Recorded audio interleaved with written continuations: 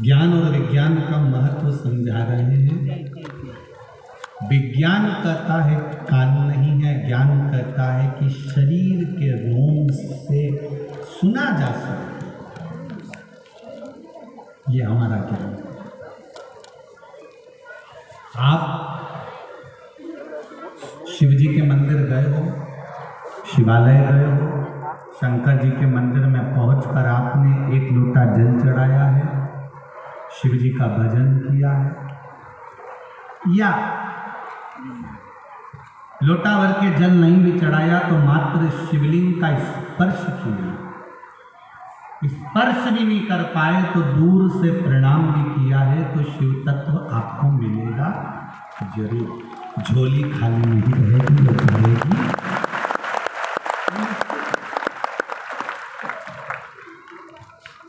तेरे मंदिर में आना मेरा काम है, मेरी बिगड़ी बनाना तेरा। हम पहुंच गए उसके दरबार।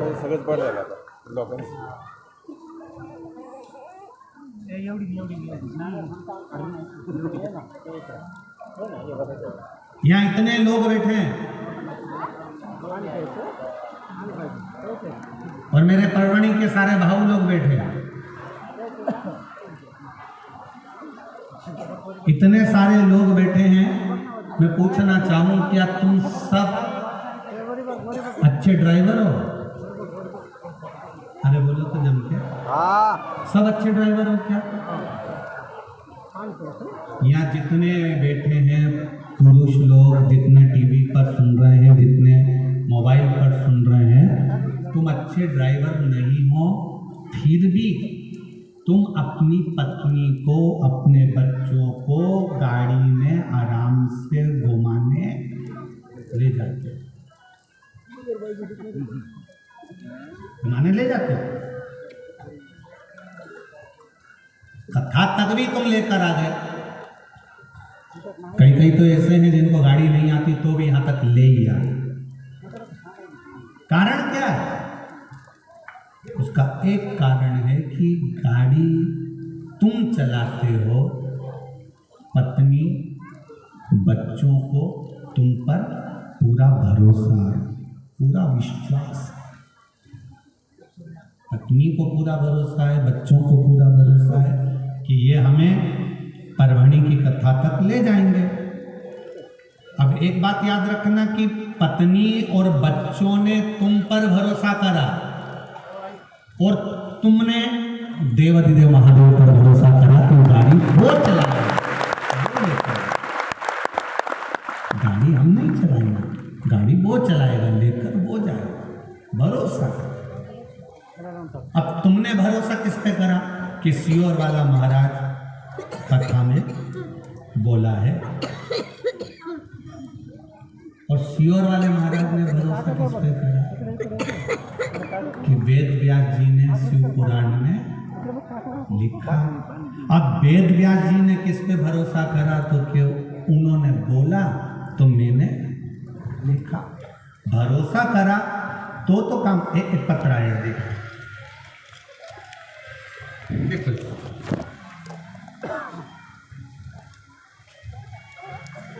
मैं सरिता पवन ओझा, सुभाष रोड, परभणी की रहने वाली हूँ। कहीं बैठी हो तो हाथ हिलाई, आप ही हैं, दोनों हाथ हिला दो एक बार। श्री शिवाय नमस्ते। मैं बाबा के मूल मंत्र और बेलपत्र का क्या बखान करूं गुरुदेव। जब मेरे गर्भ में बच्चा था,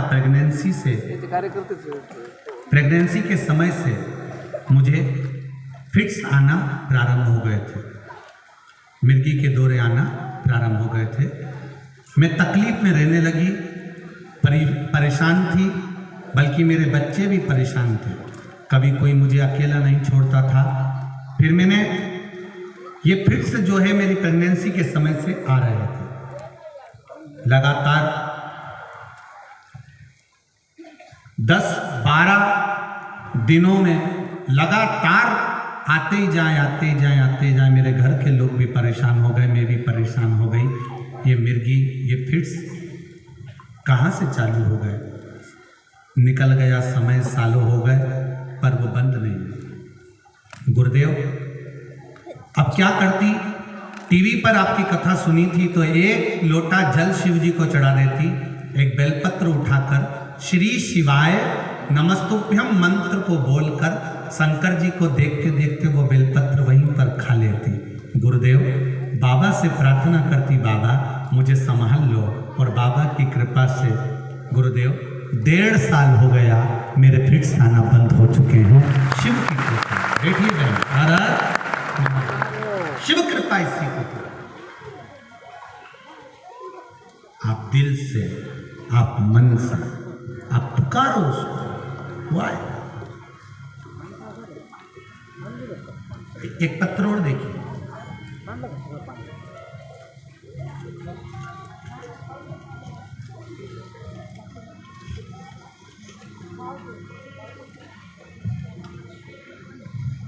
मेरा नाम कल्याणी रघुनाथ चारे है। मैं जिला बंकी अंबाजुगाई से आई हूँ, जिला बीड़ अंबाजुगाई से आई हूँ। कहीं बैठी हो तो हाथ हिलाइएगा, जहाँ कहीं भी बैठे हो। मेरे पापा की किडनी में बहुत साल से पथरी हो गई थी और किडनी पर सूजन रह रही थी। किडनी के पास में पथरी होने के कारण बस शरीर भी बेकार होता चले जा रहा था। डॉक्टर ने बोला कि इनका ऑपरेशन करना पड़ेगा, पथरी निकालना पड़ेगा। मैंने आपकी कथा मोबाइल पर सुनी, पशुपतिनाथ का व्रत करना प्रारंभ करा, सफेद दुर्वा का प्रयोग आपने बताया था वो करना प्रारंभ करा, बाबा को शिव जी की बेलपत्र देना प्रारंभ करी, और बाबा की ऐसी कृपा हुई कि उनकी किडनी पे से पथरी चूर चूर होकर निकल भी गई और वो अब ठीक हैं, कोई तकलीफ नहीं। ये शिव तत्व, ये शिव। आप करो भजन उसका, आप करो स्मरण उसका, वो आपको साथ है।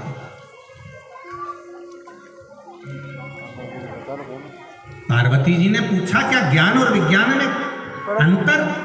भगवान कहते हैं, लोग कहते हैं कि विज्ञान वाला ज्ञान को नहीं मानता और ज्ञान वाला विज्ञान को नहीं मानता। शिव जी कहते हैं ज्ञान से विज्ञान की प्राप्ति हुई है, ऐसा नहीं। हमारे संत, हमारे साधु, हमारे गुरुजन, हाँ ये जरूर है, आप भजन करो पर छल मत करो।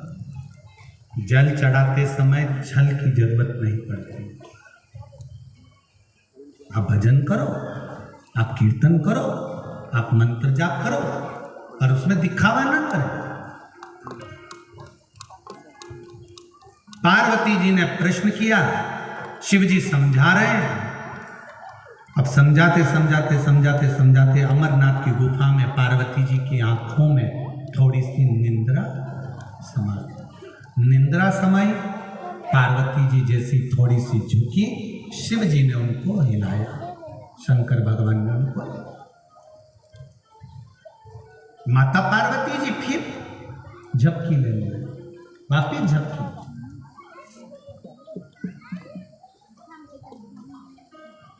फिर किसी ने, शिव जी ने फिर हिलाया।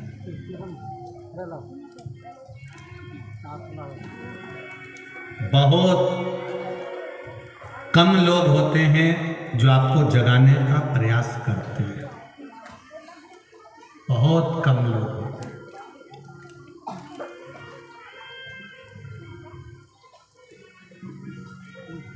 जो आपको जगाने का प्रयास कर रहे हैं। एक होती है माँ, पिता, बहन, भाई, ये बहुत प्रयास करते हैं। एक गुरु होता है जो जगाने का प्रयास करता है। बहुत कम लोग होंगे जो जगाएंगे।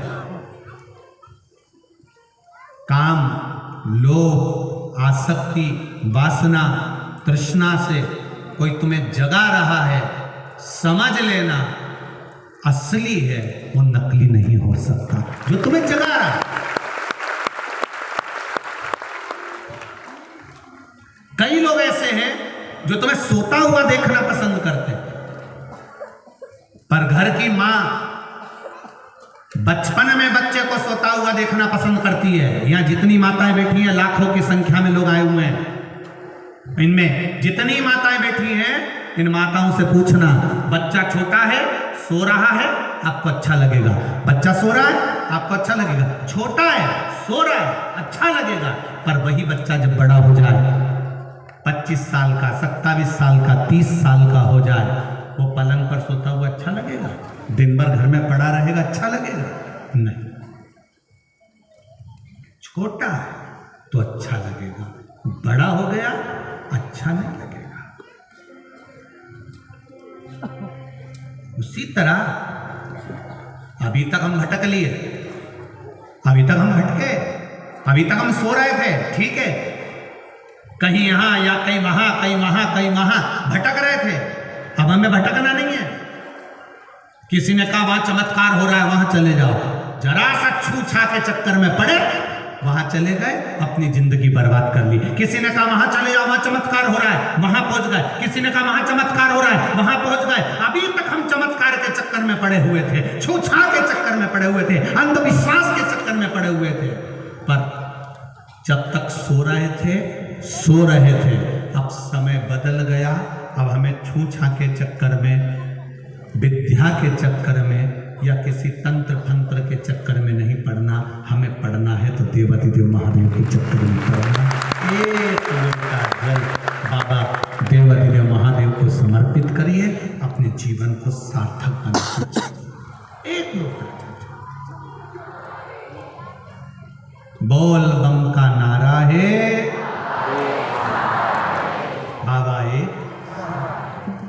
उसको समझो।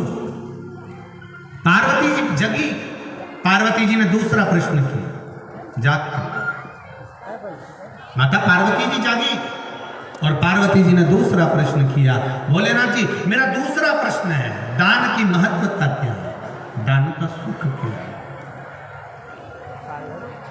दान की महत्वता क्या है। शंभो शरणे मांगड़ी दुख दया करी। पार्वती जी ने दूसरा प्रश्न करा, दान का महत्व आज क्या है? जम के बोलो जरा। मकर संक्रांति, तुमने दान दिया होगा, बोलो तो सही, किया दान? कोई कोई चीज का, कोई कोई चीज का, कोई कोई चीज का। दान का महत्व जानते हो आप?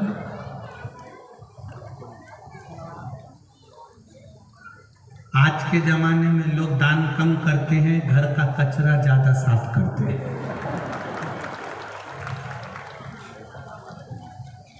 जो किसी काम की चीज नहीं हो वो संक्रांति पे दे दूंगी, जो किसी काम।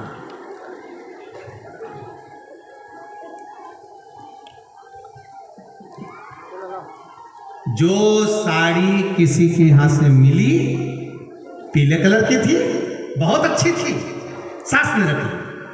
थोड़ी भी हल्की थी, बहू को दे दी, और अच्छी थी, बेटी को दे दी। साड़ी बेकार थी, उठा के रख दी। परभणी में हो रही थी श्रीमद् भागवत, बोल दो पन्नी में पैक करिए, रुक्मणी जी के कन्यादान,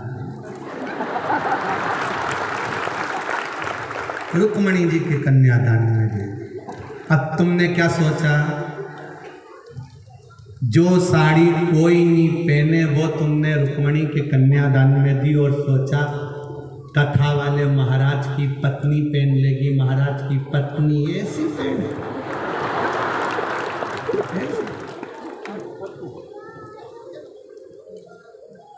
दादा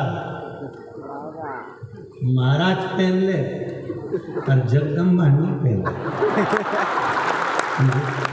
इस भरोसे में मत रहना हो पहचान। एक पति पत्नी के घर में मक्खी घुस गई, बहुत सारी मक्खी घुस गई। अब मक्खी घुस गई ढेर सारी, तो उन्होंने दोनों ने विचार करा मक्खियों को मारो। अब पति पत्नी दोनों मक्खी मार गए। पत्नी के एक हाथ मक्खी नहीं लगी और पति 4 मक्खी मार के लिया। अब पति 4 मक्खी मार कर लेके पत्नी के पास आया, देख मैंने 4 मार दी, इसमें से 2 स्त्री है 2 पुरुष है। अब पत्नी भी बाल खुजाने लगी।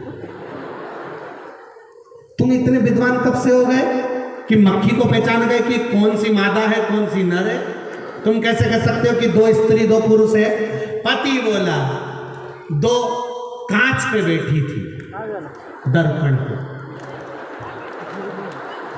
मैं समझ गया था, जो दिन भर दर्पण से चिपकी रहे वो स्त्री, विद्वान था, परभणी का था,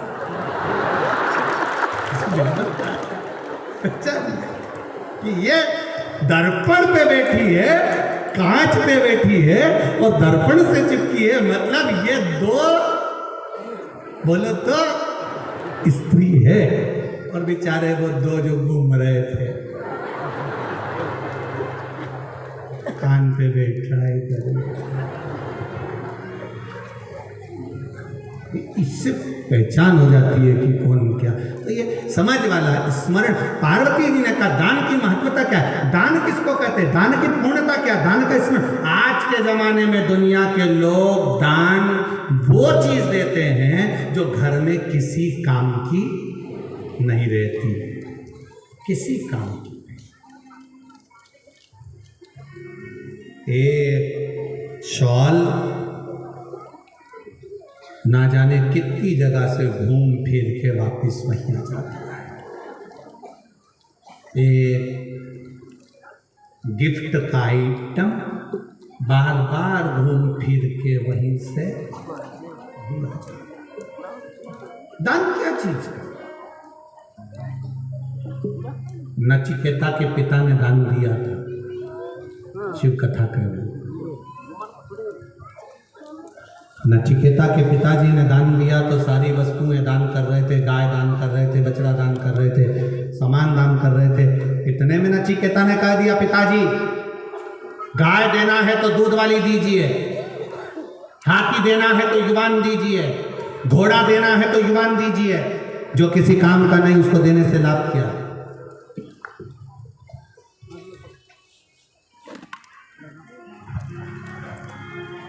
जो किसी काम का है ही नहीं उसको देने से लाभ क्या? नचिकेता के पिताजी को यह ज्ञात हो गया कि मेरा बेटा सही कह रहा है, जो अपनी प्रिय वस्तु है, अपने को जो प्रिय है, दान उसका किया जाता है। दान का मतलब ये नहीं होता कि जो किसी काम का नहीं हो। अभी संक्रांति पे माताएं 13-13, 12-12 कितनी चीज बांटती हैं, 13-13 सामान बांटती हैं। सामान वाले के यहाँ जाती हैं, सामान लेकर आती हैं और वहाँ भी पूछ कर लेकर आती हैं। 5-5 रुपए वाला है, 5-5 रुपए वाला। अब 5-5 रुपए का वो डब्बा, वो सामान किस काम का?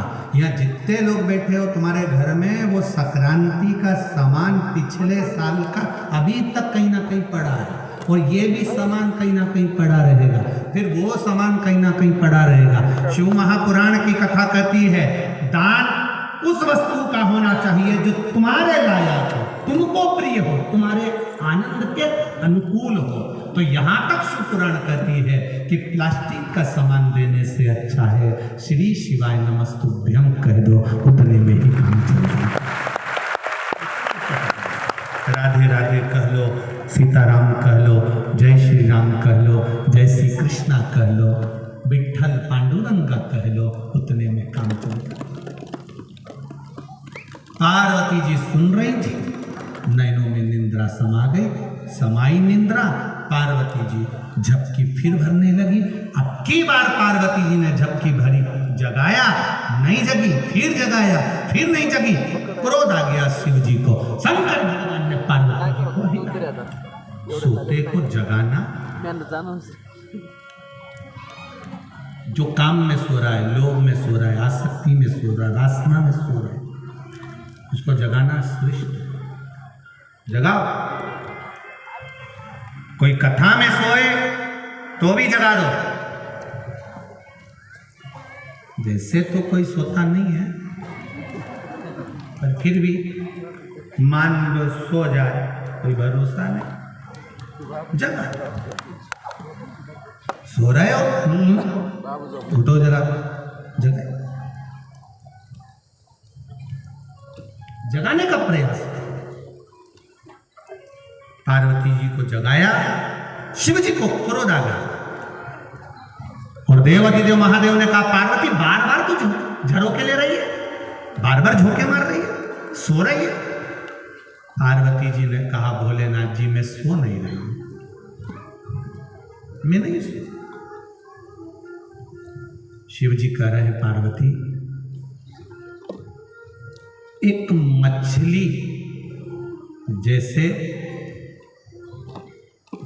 मछली जैसे बार बार लहर मारती है, झोंका मारती है, तो उस तरह से मार रही है। और मुझके मेरे सामने तू कह रही है कि मैं सो नहीं रही। मैं देख रहा हूं पार्वती, जा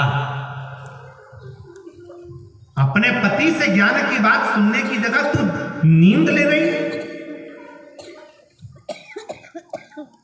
वक्ता, परसों की कथा, वक्ता समझाए और तुम समझ गए तो अच्छा है, नहीं समझोगे तो वक्त समझा देगा और वक्त समझाएगा तो रो रो के समझाएगा।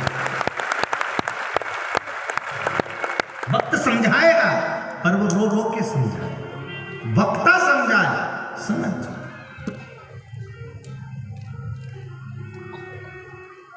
जागो, अभी मौका है जागने का।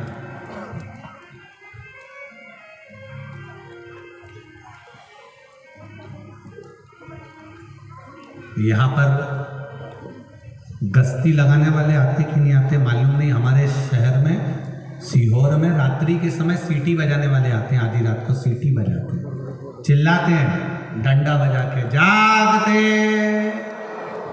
अरे बोलो तो जागते रहो। आधी रात को चिल्लाते हैं, जागते रहो, तो भी कोई जागता है? इधर मुंह करके सो रहे थे, इधर मुंह करके सो जाते, तो कोई नहीं जागता। रात को वो चिल्लाते हैं और दिन में कथाकार चिल्लाते हैं। रात को अगर नहीं जागे तो तुम्हारा धन चोर चुरा कर ले जाएंगे, और कथा में नहीं जागे तो तुम्हारी जिंदगी तुम नष्ट कर दोगे। वक्ता जगा रहा है, कथाकार जगा रहा है, कीर्तनकार जगा रहा है, तुम्हें जगाने का प्रयास। शंकर भगवान को क्रोध आया और देवाधिदेव महादेव ने कहा, दिया पार्वती मैं तुझे श्राप देता हूं, तेरा पति तुझे ज्ञान दे रहा है, देवाधिदेव महादेव तुझको समझा रहे हैं और तू मछली की तरह झरोका ले रही है। मैं तुझे श्राप देता हूं पार्वती, तू मछुआरन बनेगी, मृत्यु लोक में जाकर एक मछुआरन का जन्म पाएगी। ये मेरा श्राप है।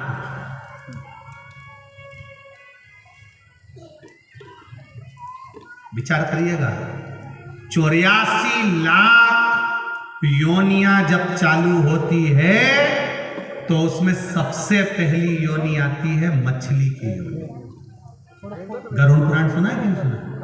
अरे बोलो तो जम क्या। गरुड़ पुराण में लिखा है 84 लाख योनियां चालू होती है, तो 84 लाख योनि में सबसे पहली योनि आती है मछली की योनि। सबसे पहली योनि मछली। तो किसी ने पूछा कि मछली की योनि सबसे पहले क्यों आती है? क्योंकि ये मनुष्य की योनि पाने के बाद पानी के मोल को नहीं समझती। जब देखो जब मुंडा धोने पड़ती, कपड़े धोए तो इतना पानी फेंके, हाथ धोए तो पानी फेंके, और वो पानी भगवान ने फ्री दिया है, गिफ्ट में दिया है। जल नारायण परमात्मा ने खुश होकर दिया है, उसके महत्व को नहीं समझ पाती। इसलिए पहली योनि बोलो जम के बोलो मछली की है। तो जीजियों जरा अच्छे से सुन लेना, और जितने परभणी के जीजा बैठे हैं वो भी सुन। अगर ये मछली बनी तो तुम भी मछला बनो। तो थोड़ा ध्यान रखिएगा। थोड़ी पहले 84 लाख योनि में पहले नंबर की योनि है मछली। पहले जल का सदुपयोग करो, प्रकृति का सदुपयोग करो, वृक्षारोपण करो, जिससे हमारी पृथ्वी हरी भरी हो और ये जीवन सार्थक। समझो उसका महत्व को। हम नहीं समझते। जब कोरोना महामारी आई तब ऑक्सीजन की मशीन याद आई। इससे पहले कोई नहीं जानता था कि ऑक्सीजन की मशीन भी होना चाहिए। ऑक्सीजन की मशीन की तो जरूरत ही नहीं पड़ती अगर अपने पूरी कॉलोनी में पेड़ ही पेड़ लगे होते, वृक्ष लगे होते, तो फिर ये ऑक्सीजन की जरूरत नहीं पड़ती। जरूरत जब पड़ी, जब हमारी पृथ्वी पे से पेड़ कटना प्रारंभ हो गए, वृक्ष कटना प्रारंभ हो गए, वृक्ष समाप्त होने लगे, तब समझ में आया। मेरा श्राप है पार्वती तुझको, तू मछुआरन बनेगी। पार्वती जी की आंख से आंसू बहने लगे, मुझे क्षमा कर दो नाथ, गलती हो गई। पार्वती तू मेरा कहना नहीं मान रही, मैं तुझे कथा कह रहा हूं, सुना रहा हूं, और तू बार बार झपके ले रही है एक मछली की तरह। पार्वती की आंख में आंसू भर गया, क्षमा करो नाथ। शिव जी ने क्षमा नहीं करा। पार्वती जी पृथ्वी पर गई, एक पेड़ के नीचे, वृक्ष के नीचे पार्वती जी छोटी सी कन्या के रूप में रोने लगी। कन्या के रूप में रो रही।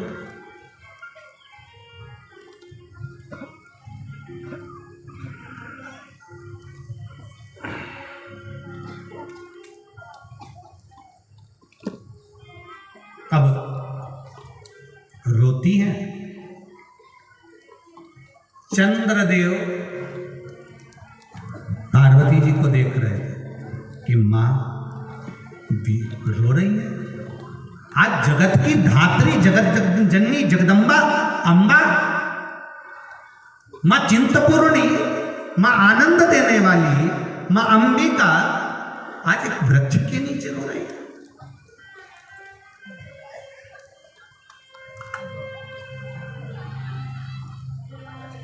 अश्रु का बिंदु नीचे गिर रहा था। चंद्रदेव ने उस अश्रु के बिंदु को मां के उठा लिया। अश्रु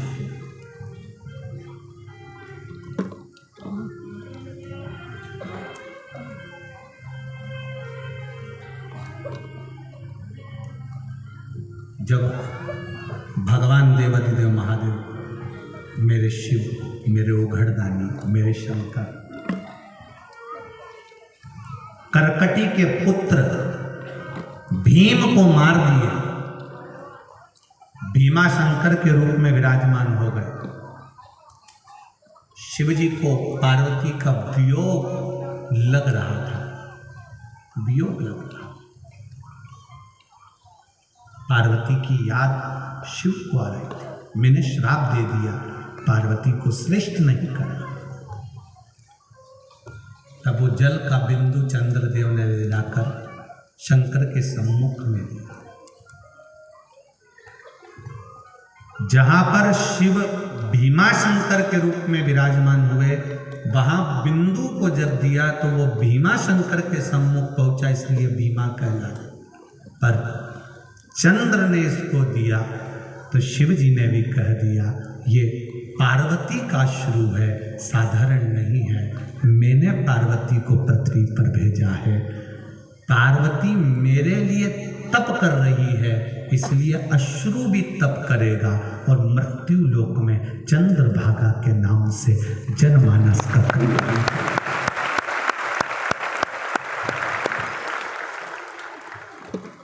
कब काम आया? चंद्रभागा का तट, चंद्रदेव के हाथ का वो अश्रु। भगवान शिव ने कह दिया पार्वती को तुम मछुआरन बनेगी। पार्वती छोटी सी कन्या के रूप में रो रही, आंख से अश्रु बह रहा है, जल बह रहा है, गिर रहा।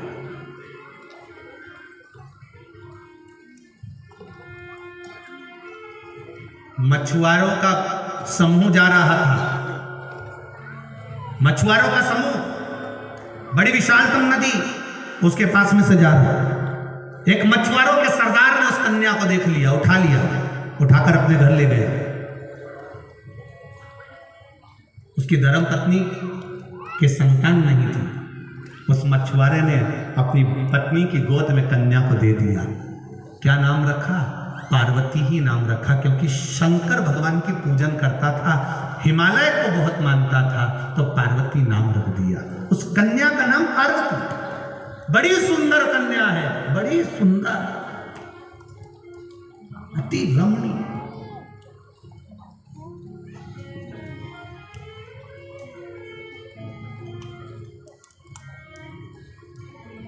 दुनिया की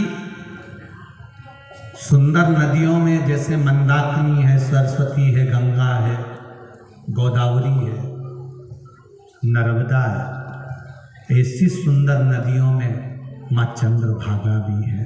अति सुंदर है माँ चंद्रभागा।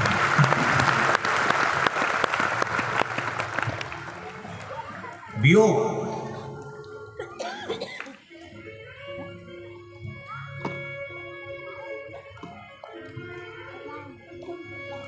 कन्या धीरे धीरे धीरे धीरे बड़ी होने लगी। कन्या बड़ी होने लगी।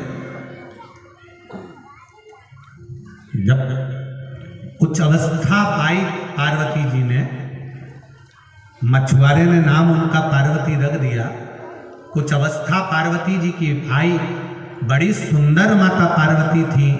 उनको जितने मछुआरे वहां से निकलते थे वो पार्वती जी की सुंदरता को देखकर मुग्ध हो जाते थे।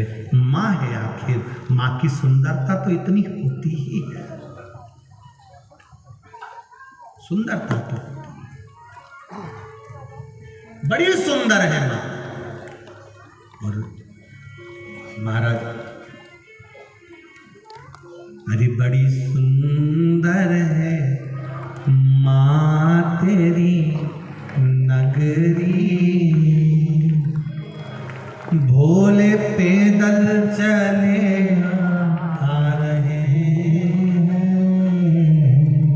बड़ी सुंदर है माँ तेरी नगरी, भोले पैदल चले आ रहे हैं। बड़ी सुंदर, बड़ी सुंदर।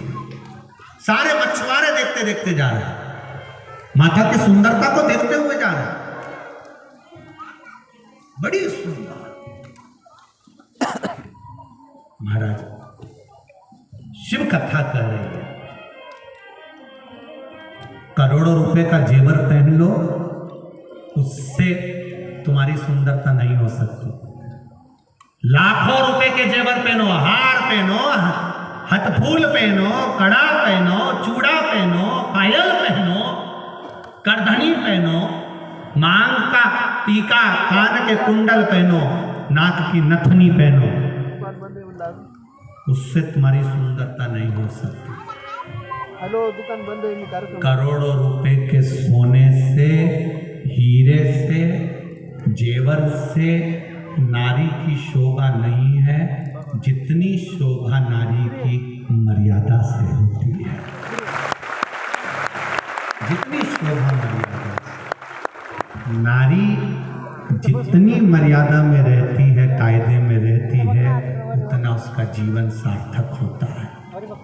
हम कई बार कथाओं में कहते हैं, बेटी की जब विदाई होती है तो उसको पहले के समय में बेटी की विदाई में बेटी को समझाया जाता था कि बेटी ससुराल में रही हो तो चांद बनी, बेटी ससुराल में रही हो तो चांद बनेगी, हीरा और पन्ना की दुकान बन के, हीरा और पन्ना की दुकान बन के, बेटी ससुराल में रही हो तो चांद बनेगी। बेटी ससुराल में हीरे और पन्ने की दुकान बंद कर लेना, पान की दुकान नहीं।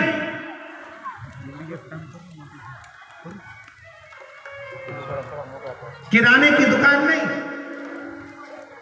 कपड़े की दुकान नहीं। फिर से बोलो, हीरा और पन्ना की दुकान बन के, बेटी ससुराल में रही हो चांद बनेगी। बेटी ससुराल में हीरे पन्ने की दुकान बंद कर देना। तो हीरे की पन्ने की दुकान कैसी होती है? पान की दुकान खुली होती है, कपड़े की दुकान खुली होती है, किराने की दुकान खुली होती है, और हीरे और पन्ने की दुकान चारों तरफ से ढकी होती है। उसी तरह स्त्री भी अगर चारों तरफ से ढकी है तो वो हीरे पन्ने की दुकान है। ये हीरे पन्ने की।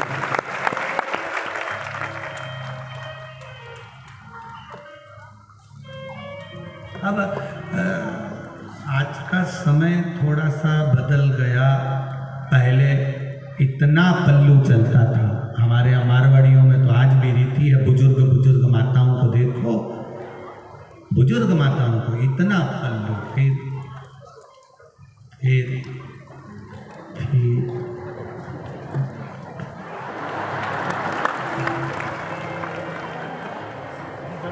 गया।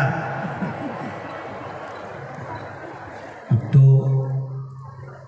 बहू 2 बार इतना पल्लू करती है, जब शादी करके आती है तब, क्योंकि मुंह दिखाई में सोने की रकम मिलती है। और दूसरी बार इतना पल्लू तब करती है जब घर में कोई बुढ़ा बुढ़ी मरे तब, क्योंकि आंख में आंसू तो एक भी नहीं आते, बस डिजाइन अंदर से चिल्लाती है। आंसू तो आना नहीं, केवल डिजाइन में चिल्ला केवल।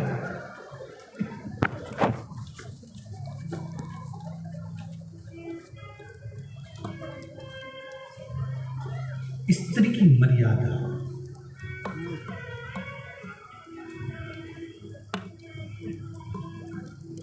नारी की मर्यादा उसका आभूषण है,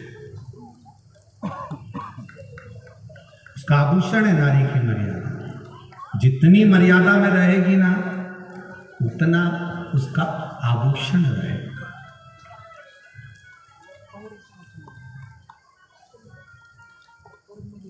पूरे सिर पे से पल्लू हटा के आड़े टेढ़े कपड़े पहनकर कोई भी निकल कर जाएगा ना, कोई नहीं कहेगा, सब देखेंगे, हंसेंगे और अपशब्द कहेंगे। पर सिर पे पल्लू डालकर अगर कोई निकल कर चली गई, किसी की सामर्थ्यता नहीं कि कोई अपशब्द करे, कोई ताना दे, किसी की सामर्थ्यता नहीं है महाराज, किसी की सामर्थ्यता।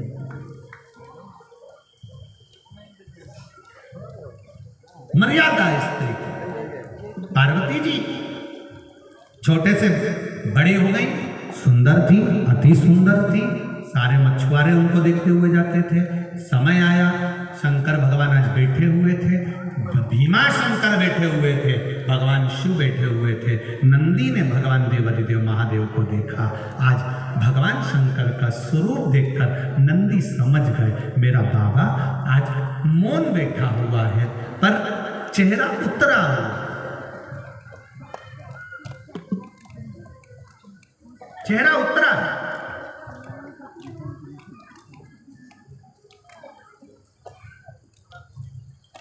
एक छोटी सी बात के लिए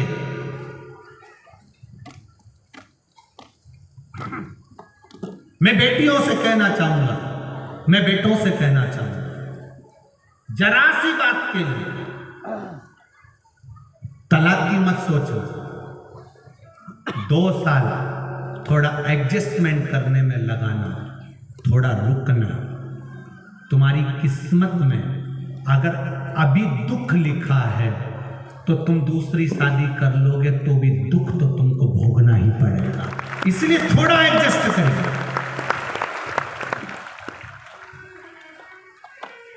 एकदम निर्णय मत लेना कि मुझे तलाक चाहिए, मैं इनके साथ नहीं रह सकती, मुझे अलग रहना है, मैं दूसरी शादी कर लूंगी, सुखी हो जाऊंगी। अंदाजे में मत रहना।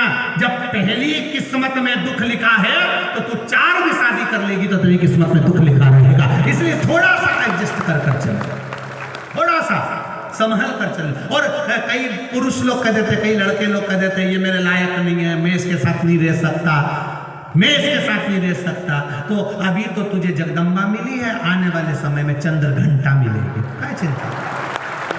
थोड़ा एडजस्ट, थोड़ा।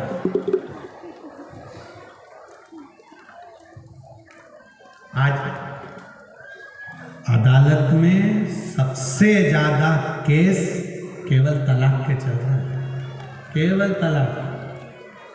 और कितनी कितनी लड़के को लड़की दिखाई, लड़की को लड़का दिखाया, 6 महीने तक फोन पे बात चली, रात के 3-3 बजे तक सोए नहीं, दिन भर लैपटॉप पे काम करे, रात भर बात करे। इतना पहचाने थे, होटल में खाने गए, घूमने गए, फिरने गए, और बचा कुचा था तो आज के जमाने में एक नया फैशन आ गया। शादी के पहले कई विशेष जगह पे घूम के प्री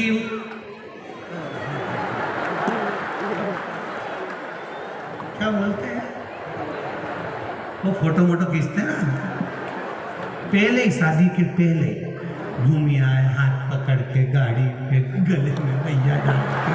और अरे धिक्कार है तुम्हारे जीवन में कि शादी में बड़ी सी LED लगा के उन नमूनों का फोटो दिखा, धिक्कार। और बुढ़े लोग, घर के बुजुर्ग सोफे पे बैठ के, बहू जिसको कायदे में रहना था उसको ऐसे कपड़े पे दिखा रहे, बेचारे बुजुर्ग गुलाब जामुन खा रहे।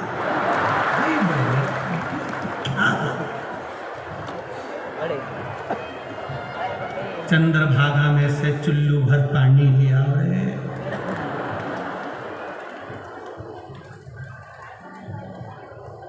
तुमने तो नहीं करा ऐसा नीना? मेरे को तो पहले ही मालूम था तुम परवड़ी को ऐसा करोगे, इसीलिए तो मैंने पूछा। तुम ऐसे नहीं निकल सकते। मुझे विश्वास है कि परवड़ी के लोग ये परवड़ी के लोग ऐसा नहीं कर सकते। ये फ्री वाले करेंगे, फ्री वाले।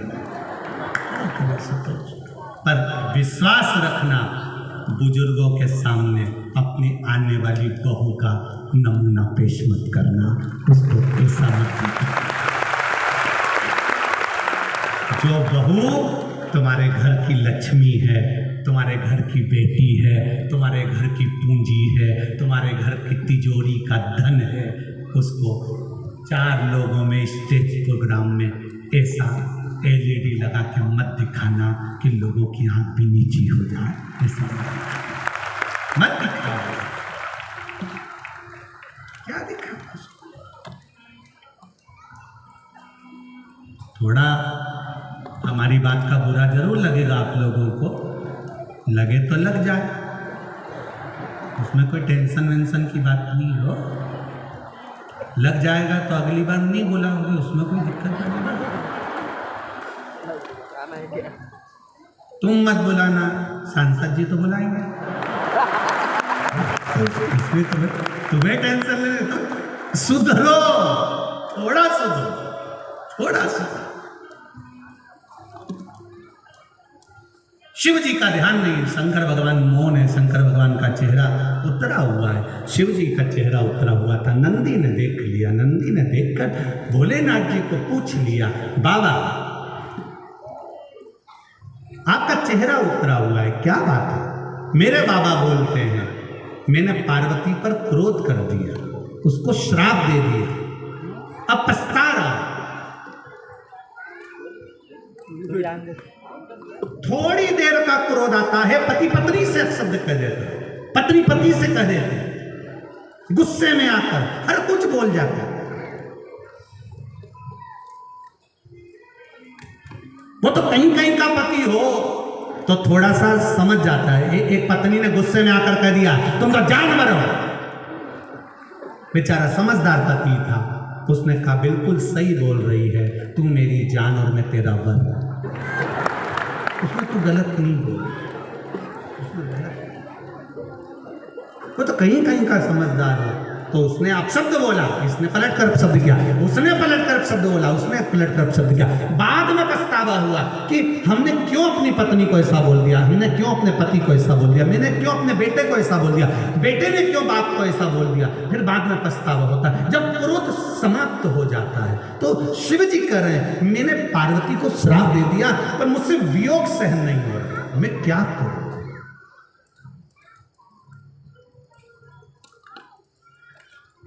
अब वियोग से नहीं हो रहा।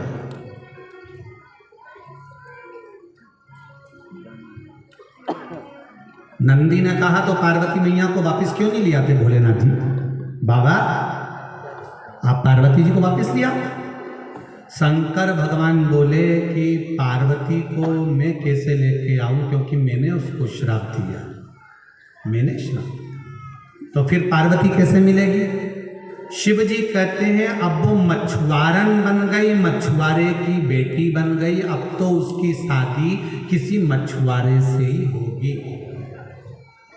मछुआरे से उसकी शादी होगी। बिना मछुआरे के शादी नहीं हो सकती, पार्वती ऐसे नहीं आ सकती, उसको तो मछुआरे से शादी करना पड़ेगा। तो नंदी ने कहा तो फिर क्या करूं मैं? फिर एक काम करो ना बाबा, आप मछुआरा बन के क्यों नहीं चले जाते? शिव जी बोलते मैं और मछुआरा? हाँ, भगवान शंकर ने मना कर दिया, मैं नहीं बन सकता। नंदी ने लीला रचना प्रारंभ कर। जब पति और पत्नी का संबंध टूट रहा हो, अदालत में बात जा रही हो, तो मेरा बेटी के माँ बाप से भी निवेदन है और बेटे के माँ बाप से भी निवेदन है कि इन दोनों को कैसे भी जोड़ने का प्रयास करना, भड़का कर चेहर तोड़कर अलग करने का प्रयास है। मेरा बेटी के माँ बाप से भी निवेदन है और बेटे के माँ बाप से भी निवेदन है, इनको जहर मत घोलना कान में, वो तो ऐसा ही है, हमने तो पता नहीं करा, हमें क्या मालूम था कि इतना बेकार होगा, इतना बेकार होगा, हमको नहीं मालूम था। तो शादी के पहले तो तू बहुत तारीफ कर रही थी, इतना बढ़िया है, इतना बढ़िया है, लड़की इतनी बढ़िया है, गुरुजी हम 8 लोग देखने गए, उसके मुंह से आवाज नहीं निकली, इतनी सीधी लड़की, इतनी सीधी। तो गुरुजी ने भी कह दिया वो अभी नहीं बोली है, जब वो बोलेगी तो तू भी डोलेगी। अरे काहे बोली?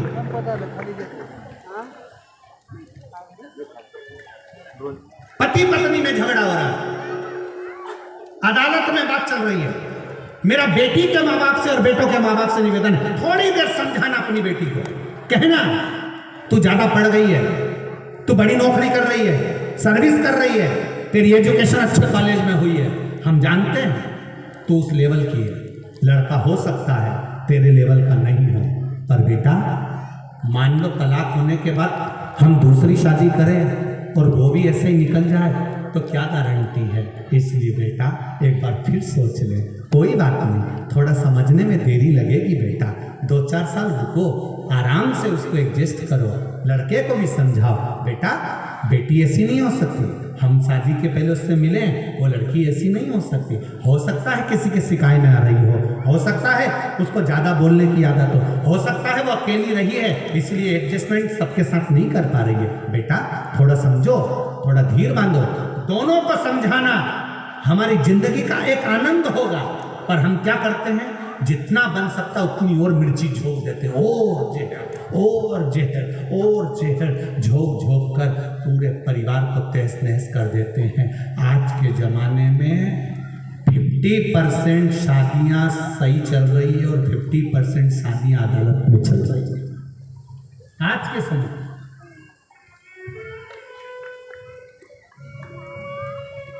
हम समझाना भूल गए, हम अब समझाना नहीं चाहते। नंदी समझाना चाह रहा था, भोलेनाथ जी नहीं समझे तो नंदी ने चाल चलना पड़ा। कभी कभी माँ बाप को चाल चल देना चाहिए। एक लड़की डॉक्टर की बेटी अपने पति के साथ सही से नहीं रह पा रही थी तो उसने अपने पापा से कह दिया, पापा मैं अपनी सास के साथ नहीं रह सकती, वो बहुत गंदी है, बहुत आड़ा टेढ़ा बोलती है, मैं उसके साथ नहीं रह सकती। पापा या तो मुझे जहर दे दो या मेरी सास को जहर दे दो। पिताजी ने देखा कि बेटी को बहुत क्रोध आ गया है। पिताजी ने कहा, बेटा 3 महीने की पुड़िया बनाकर दूंगा, एक एक पुड़िया सास की चाय में मिलाकर पिलाते जाना, तुझे मारने की जरूरत नहीं पड़ेगी। एकदम जहर दे देंगे तो सास मर जाएगी, नाम अपना खराब हो जाएगा। पुड़िया डालना चाय के अंदर, धीरे धीरे स्लो पाइजन चलता रहेगा। पर एक बात याद रखना बेटा, 3 महीने में सास मर जाएगी, पर तू 3 महीने सास की अच्छे से सेवा, बस 3 महीने तो करना है, कर दूंगी, कैसे भी एडजस्ट करूंगी, वो कितना ही बोलेगी मैं नहीं बोलूंगी। 3 महीने तुम पुड़िया दे दो। बेटी को 3 महीने की पुड़िया बनाकर दे दी, चाय में मिलाती, सास को देती।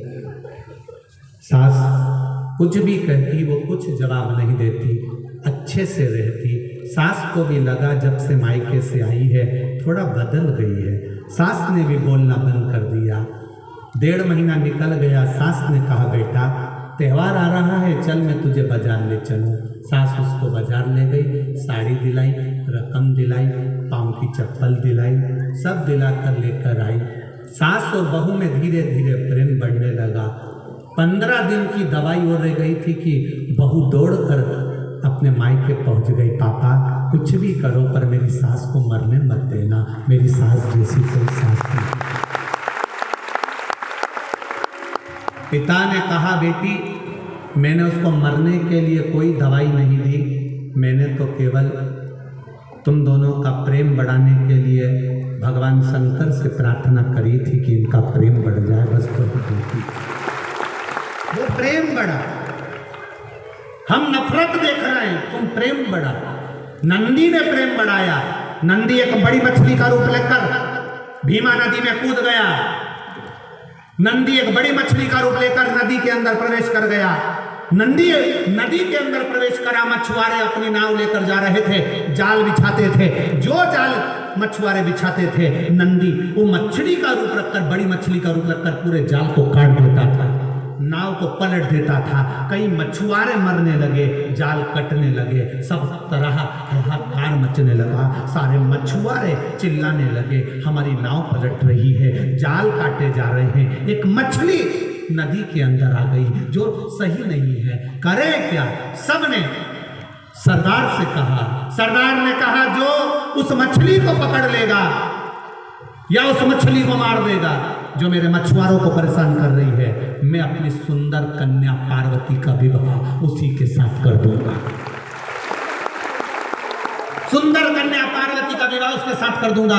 अब सारे मछुआरे मारने के प्रयास करने लगे पर मछली किसी के हाथ में नहीं आती। तब देवताओं ने भगवान शिव को पुकारा, शंकर भगवान मछुआरा बनकर आए, बड़ा सा जाल बिछाया, नंदी उसमें फंस गए, लेकर आए। मछुआरे ने हाथ जोड़कर कहा, आप तो शिव के अवतार लगते हो, हम सबको बचा लिया आपने, आपके साथ मेरी बेटी पार्वती का विवाह करता हूँ। और पार्वती का विवाह शिव के साथ कर दिया।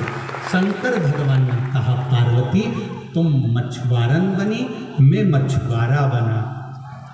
पार्वती तुम्हारे रुदन के एक बिंदु से चंद्रभागा तो प्रागट्य में। सुनो पार्वती, ये जीवन का एक सुख है, जो चंद्रभागा के प्रागट्य की जन्म की कथा को श्रवण करेगा, शंकर भगवान कहते हैं उसको फिर मृत्यु लोक में जन्म नहीं लेना पड़ेगा, वो मेरे कैलाश पर पहुंचेगा, फिर उसके जन्म का कोई कारण ही नहीं।